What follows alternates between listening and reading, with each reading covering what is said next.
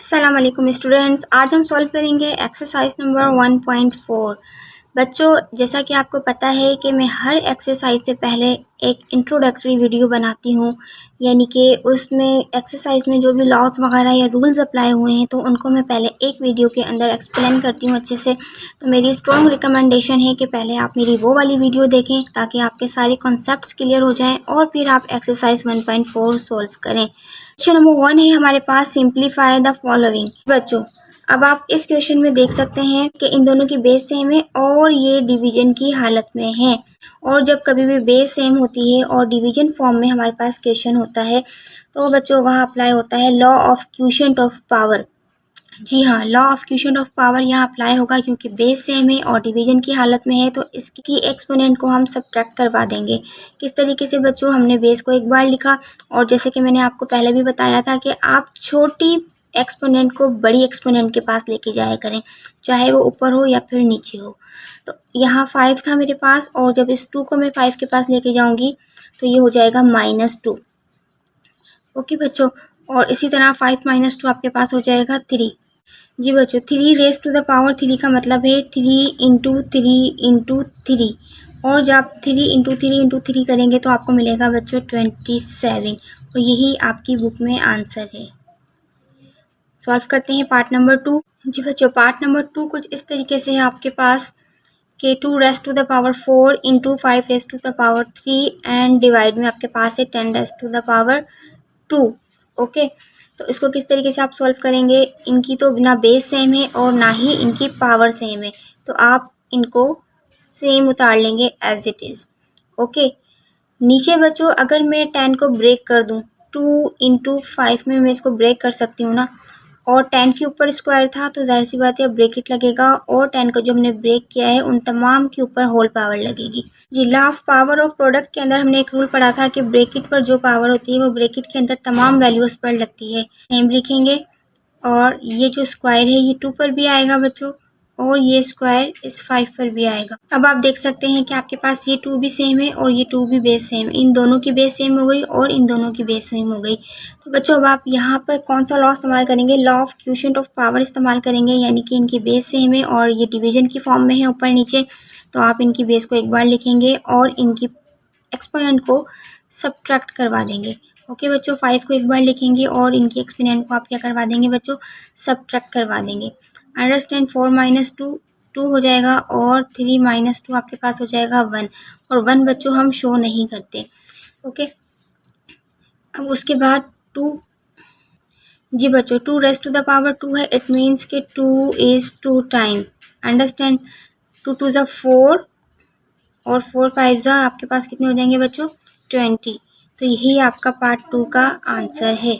जी students, part number 3 आपके सामने मौजूद है। पार्ट नंबर 3 में आप देख सकते हैं कि a प्लस बी दोनों की बेस सेम है, तो आप इसको एक बार लिखेंगे according to law of quotient of power, और इनकी पावर को आप सब्ट्रैक्ट करवा देंगे। ऊपर मेरे पास a plus B whole power 2 है और नीचे a plus B whole power 1 है। जब 1 को ऊपर शिफ्ट करूँगी तो मैं माइनस का हो जाएगा। इसी तरह c प्लस डी ऊपर और c प्लस डी नीचे, दोनों की बेस सेम है बिल्कुल, तो इसको भी मैं एक बार लिखूँगी as according to law of quotient of power, और इसकी पावर को भी क्या करवा दूँगी, सब्ट्रैक्ट करवा दूँगी। तो मुझे यहाँ मिलेगा a प्लस बी, 2 में से -1 होंगे तो आपको 1 पावर मिलेगी जो हम शो नहीं करते, और इसी तरह c प्लस डी पे आपको 3 - 2 यहाँ भी पावर 1 मिलेगी जो हम बच्चों शो नहीं करते। तो यही आपका पार्ट नंबर 3 का आंसर है। जी बच्चों, क्वेश्चन नंबर 2 है हमारे पास, simplify using law of exponent. यहाँ भी आपने लॉज ऑफ एक्सपोनेंट इस्तेमाल करके क्वेश्चंस को सिंप्लीफाई करना है। तो चलिए एक एक करके इसको भी सॉल्व करते हैं। क्वेश्चन नंबर 2 का पार्ट 1 है हमारे पास, 1/3 raise to the power 4 into 1/3 raise to the power of 5 पास है। इसको सिंप्लीफाई किस तरीके से करेंगे बच्चों, कि यहाँ भी बेस 1/3 है और यहाँ भी बेस 1/3 है। इट मीन्स कि दोनों की बेस बिल्कुल सेम है और सेंटर में मल्टीप्लाई की साइन लगी हुई है। बच्चों यहाँ लॉ इस्तेमाल होगा law of product of power. जी हाँ, law of product of power, क्योंकि दोनों की बेस सेम है और बीच में मल्टीप्लाई की साइन लगी हुई है, और law of product of power हमें कहता है कि आप जो बेस सेम है उसको एक बार लिखें और पावर को ऐड कर दें। तो हम सेम वही काम करेंगे यहाँ पे, लेकिन उससे पहले मैं क्वेश्चन को एक बार सेम उतारूंगी और फिर हम इसको सिंप्लीफाई करेंगे। ओके बच्चों, 1/3 दोनों सेम है, तो इसको मैं एक बार लिखूंगी 1/3, और दोनों की इसकी पावर, इस 1/3 की पावर 4 है और इसकी पावर 5 है। बच्चों जब आप दोनों की पावर को ऐड करेंगे तो आपको क्या मिलेगा, 1/3 raise to the power of 9, और यही हमारे पार्ट नंबर 1 का आंसर है। पार्ट सॉल्व करते हैं। सेकंड पार्ट भी आपके पास एज इट इज़ है, बिल्कुल फर्स्ट पार्ट की तरह है, दोनों की बेस सेम है और बीच में मल्टीप्लाई की साइन लगी हुई है, तो यहाँ भी सेम लॉ इस्तेमाल होगा, law of product of powers. आपने बेस को सेम लिखना है एक बार और फिर पावर को ऐड करवा देना है। तो पहले मैं क्वेश्चन को जल्दी से सेम उतार लेती हूँ और फिर इसका सोल्यूशन स्टार्ट करते हैं। 3/4 बेस एक बार लिखी, इसकी पावर 5 है और इसकी पावर 2 है, दोनों को ऐड करवाएंगे। बच्चों याद रखिएगा, law of product of power में हम हमेशा पावर को ऐड करते हैं, सब्ट्रैक्ट नहीं करते। 5 + 2 = 7। तो बहुत ही आसान सा सवाल था जो हमने सॉल्व कर लिया है। इस बच्चों पार्ट नंबर 3 हमारे सामने है, -4/5 raise to the power 3 -4/5 raise to the power of 5। Okay, इस क्वेश्चन को पहले हम सेम उतारेंगे और उसके बाद इसको सिंप्लीफाई करेंगे। जी बच्चों, इस क्वेश्चन के अंदर आप देख सकते हैं कि इसमें भी दोनों की बेस सेम है, -4/5 है और ये भी -4/5 है, तो माइनस का 4/5 आप एक बार लिखेंगे और दोनों की पावर को ऐड करवा देंगे, 3 + 5 and -4/5 raise to the power of 8। 3 + 5 = 8 हो जाएंगे ना बच्चों। तो यही हमारा पार्ट नंबर 3 का आंसर है। बच्चों अगर क्वेश्चन में कोई भी कन्फ्यूजन हो, किसी भी किस्म का आप सवाल पूछना चाहते हैं तो कमेंट सेक्शन में ज़रूर पूछें। जी बच्चों, अब सॉल्व करते हैं पार्ट नंबर 4। पहले हम क्वेश्चन को सेम उतारेंगे। जब मैंने आपको लॉज ऑफ एक्सपेरेंस पढ़ाए थे तो उसमें मैंने आपको एक लॉ पढ़ाया था, law of power of a product. Law of power of a product के अंदर क्या था बच्चों कि हमने एक बात सीखी थी कि जब कभी भी ब्रैकेट के ऊपर अगर कोई भी पावर लगी हुई है, एक्सपोनेंट लगी हुई है, तो वो अंदर ब्रैकेट के तमाम वैल्यूज़ के ऊपर अलग अलग इंडिविजुअली लगेगी। जी हाँ, ये 3 इस 3 पर भी लगेगा और ये वाला 3 इस 5 पर भी लगेगा। ठीक है, क्योंकि ये ब्रैकेट के ऊपर लगा हुआ है तो ब्रैकेट में चाहे 2 वैल्यू हों या 2000 वैल्यू हों, उन सब के ऊपर ये पावर लगेगी। फिलहाल हमारे पास 2 वैल्यू हैं, इस पर हम क्या लगाएंगे बच्चों, क्यूब लगाएंगे। ओके, 3 पे भी पावर 3 आएगी और 5 स्क्वायर पे भी पावर क्या आएगी बच्चों, 3 आएगी। -3 क्यूब किस तरीके से सॉल्व होगा बच्चों, यहाँ पे लॉ लगेगा पावर ऑफ पावर का, क्योंकि पावर के ऊपर एक और पावर मौजूद है। तो जब आप 2 को 3 से मल्टीप्लाई करवाएंगे तो 5 पे पावर क्या आ जाएगी बच्चों, 6 पावर आ जाएगी। हम चाहें तो इसको और मज़ीद सिंप्लीफाई भी कर सकते हैं, 5 को 6 टाइम मल्टीप्लाई करवाएं और 3 को 3 टाइम मल्टीप्लाई करवाएं और फिर जो भी आंसर आए उसको आपस में मल्टीप्लाई करवाएं, तो ये सिंप्लीफाई हो जाएगा। लेकिन आपकी बुक में यही आंसर मौजूद है, क्योंकि क्वेश्चन में कहा गया है सिर्फ लॉ ऑफ एक्सपोनेंट इस्तेमाल करते हुए क्वेश्चन को सिंप्लीफाई करना है। ठीक है, उनकी पावर्स मालूम नहीं करनी है। तो हम भी इस क्वेश्चन को यहीं पर ख़त्म करते हैं और आपकी बुक वाला आंसर यही है। पार्ट नंबर 5 भी पार्ट नंबर 4 की तरह ही है। ओके बच्चों, अब जैसे कि मैंने आपको पार्ट नंबर 4 में बताया था कि यहाँ पे कौन सा लॉ इस्तेमाल होगा, यहाँ लॉ इस्तेमाल होगा law of power of a product. ठीक है, अगर जो भी ब्रैकेट पे पावर लगी हुई होती है तो वो ब्रैकेट के अंदर तमाम वैल्यूज़ पर लगेगी। किस तरीके से लगेगी बच्चों, देखें यहाँ 3 पर भी ये क्यूब लगेगा और ये -4 पे ऑलरेडी 2 मौजूद है। ठीक है, 2 पावर मौजूद है और ये 3 पावर भी इसके ऊपर लगेगी। समझ में आ रही है बच्चों बात, ये 3 क्यूब हो जाएगा आपके पास और यहाँ पे अगेन क्या इस्तेमाल होगा, लॉ ऑफ पावर, क्योंकि डबल पावर आ गई है तो आपने पावर को पावर से मल्टीप्लाई करवाना है। ओके बच्चों, जब आप पावर को पावर से मल्टीप्लाई करवाएंगे तो 2 3 कितने हो जाएंगे, 6 हो जाएंगे। समझ में आ रही है बच्चों बात। अब क्या करेंगे आप, तो आप इसकी पावर चेक करें, इसकी पावर इवन है ना तो ये माइनस ख़त्म हो जाएगा। ठीक है, जब कभी भी पावर इवन हो तो माइनस जो है वो आपका किस में चेंज हो जाता है बच्चों, प्लस में चेंज हो जाता है, और प्लस हम शो नहीं करते क्योंकि मल्टीप्लाई लगा हुआ है ना बीच में। ओके, तो ये हमारा आंसर है पार्ट नंबर 5 का। जी बच्चों, पार्ट नंबर 6 हमारे पास है कि -a/bc एंड -a/bc दोनों की बेस बिल्कुल सेम है और सेंटर में क्या लगा हुआ है, मल्टीप्लाई लगा हुआ है।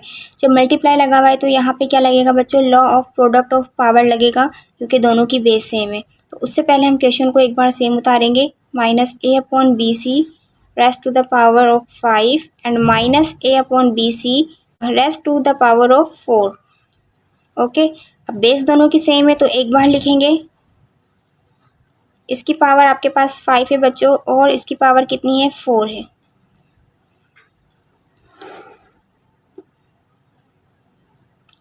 Minus a upon B C, 5 + 4 = 9। This is the answer of part number 6। चलते हैं नेक्स्ट पार्ट की तरफ। जी बच्चों, पार्ट नंबर 7 स्टार्ट करते हैं, लेकिन उससे पहले आपसे एक छोटी सी रिक्वेस्ट है। अगर वीडियो थोड़ी भी हेल्पफुल लगे तो उसको लाजमी लाइक करें और कमेंट सेक्शन में लाजमी बताएं, क्योंकि बच्चों बहुत ज़्यादा मेहनत से आपके लिए वीडियो बनाते हैं ताकि आप लोग अच्छे तरीके से स्टडी कर सकें और एग्ज़ाम में अच्छे मार्क्स हासिल कर सकें।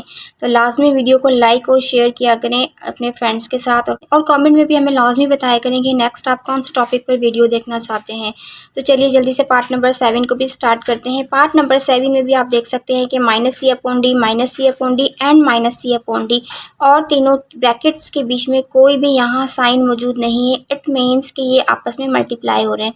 ये बात मैं आपको पहले भी बता चुकी हूँ कि अगर ब्रैकेट के बीच में कोई डॉट लगा हुआ है या मल्टीप्लाई की साइन लगी हुई है, वो तो मल्टीप्लाई है, लेकिन अगर कुछ नहीं है तो इसका मतलब कि वो भी मल्टीप्लाई। और जब बेस सेम होती हैं और मल्टीप्लाई की हालत में होता है तो बच्चों हम कौन सा लॉ लगाते हैं, लॉ लगाते हैं law of product of powers. और law of product of power हमें कहता है कि आप बेस को एक बार लिखें और पावर्स को ऐड करवा दें। तो हम सेम वही काम यहाँ पे करने वाले हैं। बेस में एक बार लिखूंगी -c अपॉन डी, और इसकी पावर मेरे पास 2 है, इसकी पावर मेरे पास 3 है, और बच्चों इसकी पावर मेरे पास 5 है। तो तीनों की पावर को मैं ऐड करवा दूंगी तो मुझे क्या मिलेगा बच्चों, 2 + 3 = 5 एंड 5 + 5 = 10। अब चूंकि बेस आपके पास नेगेटिव है और पावर आपके पास इवन आ गई है, तो ये माइनस आपका किस में चेंज हो जाएगा बच्चों, प्लस में चेंज हो जाएगा।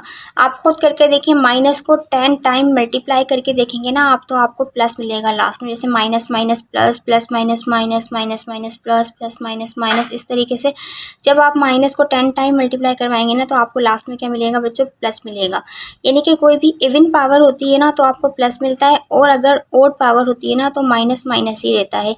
अभी हमारे पास इवन पावर है तो ये माइनस किस में चेंज हो जाएगा, पॉजिटिव में चेंज हो जाएगा। ठीक है बच्चों, तो यही हमारे पार्ट नंबर 7 का आंसर है। चलते हैं नेक्स्ट पार्ट की तरफ। जी बच्चों, पार्ट नंबर 8 हमारे सामने है, और आप इतने सारे अल्फ़ाबेट देख के घबरा बिल्कुल मत जाइएगा। ठीक है कि यहाँ पे तो पूरी ABC आपके सामने आ गई है, कोई मुश्किल नहीं है, इसको भी हम बिल्कुल इजीली सॉल्व कर लेंगे। पहले हम क्वेश्चन को सेम उतार लेते हैं। mn square t raised to the power of 4 and n raised to the power of 3 and m raised to the power of 5 and t raised to the power of 7। Okay, ये सब अपनी अपनी exponent के साथ आ गए हैं। अब बच्चों आपने क्या करना है कि ये सब मल्टीप्लाई की हालत में, ये सब एक दूसरे से मल्टीप्लाई हो रहे हैं। ओके, और आप इसमें देख सकते हैं कि आपको एक से ज़्यादा जो अल्फ़ाबेट है ना वो सेम नज़र आ रहे हैं। तो जो सेम सेम है ना, पहले आप उसको एक साथ लिख लें ताकि आपको सॉल्व करने में ईजी हो। जैसे ये m मैंने लिखा तो यहाँ से ये m मैं इसके साथ लिख लूँगी अपनी पावर के साथ, और ये n है मेरे पास, यहाँ पे n की पावर मेरे पास 2 है तो ये अपनी पावर के साथ आ जाएगा, और ये वाला n भी n के साथ आ जाएगा।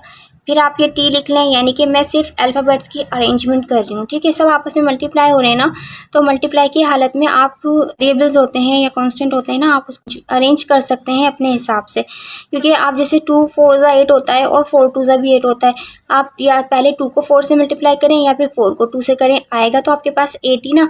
इसी तरीके से मल्टीप्लाई की हालत में आप उसकी अरेंजमेंट चेंज कर सकते हैं। तो t पावर 4 है और यहाँ पे t पावर मेरे t raised to the power 7। जी बच्चों, इन दोनों की बेस सेम है, again law of product of power इस्तेमाल होगा। इन दोनों की बेस सेम है तो एक बार लिखेंगे। इसकी पावर कितनी है बच्चों, 1 है, और इस m की पावर कितनी है, 5 है। अंडरस्टैंड, ये दोनों n इनकी बेस सेम है तो आप एक बार लिखेंगे, और इस n की पावर 2 है, और इस n की पावर आपके पास कितनी है बच्चों, 3 है। फिर t आपके पास आ गया है तो t भी आपने एक बार लिखना है क्योंकि दोनों की बेस सेम है, और इसकी पावर 4 है और इस t की पावर क्या है बच्चों, 7 है। अब हम इनकी पावर्स को ऐड करवा देंगे। 1 + 5 कितने हो जाएंगे, 6 हो जाएंगे, और n पे पावर क्या आ जाएगी बच्चों, 2 + 3 5 आ जाएगी, और t पे पावर कितनी आ जाएगी बच्चों, 11। t पे पावर आपके पास आ जाएगी 11। तो यही हमारे पार्ट नंबर 8 का आंसर है। बहुत ही आसान सवाल था। जी बच्चों, ये पार्ट नंबर 9 भी पार्ट नंबर 8 की तरह ही है, लेकिन बस वहाँ आपको क्या डिफरेंस है दोनों में, वहाँ आपको MNT था और यहाँ आपको ABC दिया हुआ है। यहाँ पे मल्टीप्लाई की हालत में सारे के सारे अल्फ़ाबेट्स जो हैं वो आपके पास मौजूद हैं। तो इसको सिंप्लीफाई करने से पहले हम इसको एक बार सेम लिख लेंगे। ओके बच्चों, सेम वही हम यहाँ पर काम करेंगे कि जो सेम अल्फ़ाबेट आप उसको एक साथ लिख लें। जैसे ये ए स्क्वायर लिख लिया मैंने यहाँ से, ये ए क्यूब इसके साथ लिख लिया और ये ए रेज़ टू द पावर 4 भी इसके साथ लिख लिया। 3 ए थे मेरे पास, तीनों मैंने एक साथ लिख लिए। उसके बाद बी की बारी है, बी स्क्वायर और यहाँ से आप बी पावर 4 एक साथ लिख लें। उसके बाद मेरे पास 2 सी हैं, तो सी क्यूब और c raise to the power of 5 भी दोनों मैंने एक साथ लिख लिए। ओके बच्चों, अब इन तीनों की बेस सेम है तो again law of product of power इस्तेमाल होगा। बेस को एक बार लिखेंगे और इन तीनों की पावर को आप क्या करवा देंगे, ऐड करवा देंगे। इसी तरह इन दोनों की बेस सेम है तो एक बार लिखेंगे और इसकी पावर को भी आपने ऐड करवा देना है। यहाँ सी दोनों की बेस सेम है, एक बार लिखेंगे और इनकी पावर को भी आपने ऐड करवा देना है। तो बच्चों यहाँ आपको क्या मिलेगा, यहाँ आपको मिलेगा 9, 3 + 2 5 एंड 5 + 4 = 9। और यहाँ आपको कितने मिलेंगे बच्चों, B raise to the power of 6, 4 + 2 6 हो जाएंगे ना। और यहाँ आपको कितने मिलेंगे, 5 + 3 = 8। तो बच्चों ये हमारे पार्ट नंबर 9 का आंसर था और यहाँ पे अल्हम्दुलिल्लाह हमने क्वेश्चन नंबर 2 भी कंप्लीट कर लिया। अब चलते हैं हमारे एक्सरसाइज नंबर 1.4 के क्वेश्चन नंबर 3 की तरफ। जी बच्चों, क्वेश्चन नंबर 3 हमारे पास है simplify using the law of exponent, यानी कि यहाँ पे आपने सिंप्लीफाई करना है और लॉ ऑफ एक्सपोनेंट को इस्तेमाल करना है। तो पार्ट नंबर 1 हमारे पास क्या है बच्चों, जी बच्चों पार्ट नंबर 1 हमारे सामने है और बहुत ही इजी क्वेश्चन है। सबसे पहले हम क्वेश्चन को सेम उतार लेते हैं और उसके बाद इसको सिंप्लीफाई करते हैं। जी बच्चों 5 square raise to the power of 3, यानी कि पावर ऑफ पावर, पावर के ऊपर पावर मौजूद है तो सीधी सी बात है कि यहाँ पे क्या लगेगा, लॉ ऑफ पावर लगेगा सबसे पहले। ठीक है बच्चों, तो लॉ ऑफ पावर लगेगा तो पावर को पावर से मल्टीप्लाई करवाएंगे तो आपको क्या मिलेगा बच्चों, आपको मिलेगा 5 raise to the power of 6, यानी कि 2 3 कितने हो जाएंगे, 6 हो जाएंगे। वैसे तो बुक में जो आंसर मौजूद है वो यही है 5 raise to the power of 6, लेकिन आप हम चाहें तो इसको मज़ीद सिंप्लीफाई भी कर सकते हैं। 5 को 6 टाइम मल्टीप्लाई करवाएंगे और जो भी आपका आंसर आएगा वो सिंप्लीफाइड फॉर्म में होगा। लेकिन आपकी बुक में यही आंसर है तो हम भी यही इसको फाइंड अप करते हैं और चलते हैं हमारे पार्ट नंबर 2 की तरफ। जी बच्चों पार्ट नंबर 2 हमारे सामने है और जल्दी से इसको पहले सेम उतार लेते हैं और फिर मैं आपको समझाती हूँ कि इसमें क्या करना है। हाँ, सबसे पहले आपके पास लॉ ऑफ पावर अप्लाई होगा क्योंकि पावर के ऊपर आपके पास एक और पावर मौजूद है बच्चों। ठीक है, तो हम इसको किस तरीके से लिखेंगे, XY और पावर को आपने पावर से मल्टीप्लाई करवा देना है। अंडरस्टैंड बच्चों। अब XY और पावर आपके पास कितनी हो जाएगी, 3 5 15 हो जाएगी। अब ये आंसर आपका यहाँ पर आ नहीं गया है बच्चों, बल्कि अब यहाँ पर एक लॉ और law of power of a product. जी हाँ, क्योंकि ब्रैकेट के अंदर आप कोई भी एक वैल्यू नहीं है, आपके पास 2 वैल्यू हैं, एक आपके पास x है और एक आपके पास y है। तो हमने क्या सीखा था बच्चों कि अगर ब्रैकेट पे पावर लगी हुई होगी तो वो पावर ब्रैकेट के अंदर मौजूद तमाम वैल्यूज़ के ऊपर इंडिविजुअली आपको लगानी होगी। ओके, तो ये 15x पे भी लगेगा और ये 15y पे भी लगेगा। ये किसके तहत लगाया है हमने, law of power of product के तहत यहाँ पे लगाया है बच्चों। ठीक है, तो ये हमारे पार्ट नंबर 2 का आंसर है और आपकी बुक में भी यही आंसर मौजूद है। जी बच्चों पार्ट नंबर 3 भी आपके पास बहुत ही ईजी है। सबसे पहले इसको भी हम सेम उतार लेते हैं और फिर सॉल्व करते हैं अपने पार्ट नंबर 3 को। पार्ट नंबर 3 के अंदर कौन सा लॉ इस्तेमाल होगा बच्चों, जल्दी से कमेंट सेक्शन में बताएं कि आपको ये लॉज इसमें अप्लाई करना आ भी रहे हैं या नहीं आ रहे हैं। मतलब क्वेश्चन देखते ही आपके माइंड में कौन सा लॉ क्लिक होता है कि कौन सा लॉ अप्लाई होगा। अगर आपने मेरी इससे पहले वाली वीडियो देखी हुई है ना, लॉ ऑफ एक्सपोनेंट्स, इससे पहले जो मैंने वीडियो अपलोड की है, अगर आपने वो वीडियो अच्छे तरीके से देखी होगी ना तो आपको क्वेश्चन सॉल्व करने में, एक्सरसाइज 1.4 सॉल्व करने में कोई भी प्रॉब्लम नहीं होगी। आप फ़ौरन से फ़ौरन जितने भी सवाल आते हैं हल कर लेंगे और आपको सवाल देखते ही समझ में आ जाएगा कि यहाँ पे कौन सा लॉ इस्तेमाल होगा। तो मेरी बार बार स्ट्रॉन्ग रिकमेंडेशन है कि आप मेरी वो वाली वीडियो लाजमी देखें। उसके अंदर मैंने लॉज ऑफ एक्सपोनेंट को बहुत आसान मिसालों के साथ समझाया है और याद करवाने की भी कोशिश की है। कंटिन्यू करते हैं हमारा पार्ट नंबर 3। जी बच्चों, यहाँ जो लॉ इस्तेमाल होगा ना वो कौन सा लॉ इस्तेमाल होगा, लॉ ऑफ पावर। जी हाँ, सबसे पहले पावर ऑफ पावर लॉ यहाँ पर इस्तेमाल होगा, यानी कि आपके पास जो 4 की पावर थी वो क्या थी, 2 थी और होल पावर क्या थी, 5 थी। तो आप 2 को 5 से क्या करवाएंगे बच्चों, मल्टीप्लाई करवाएंगे। जब आपने 2 को 5 से मल्टीप्लाई की हालत में लिख दिया तो आप इस कर्ली ब्रैकेट को रिमूव कर दीजिएगा, कर्ली ब्रैकेट बच्चों नहीं आएगा। जी बच्चों, -4 जब पावर को पावर से मल्टीप्लाई करवाएंगे तो 2 5 10 मिलेगा आपको। और मैं आपको एक बात बार बार बता रही हूँ कि जब कभी भी इवन पावर होती है तो आपकी जो बेस होती है अगर नेगेटिव है तो वो किस में चेंज हो जाएगी बच्चों, पॉजिटिव में चेंज हो जाएगी।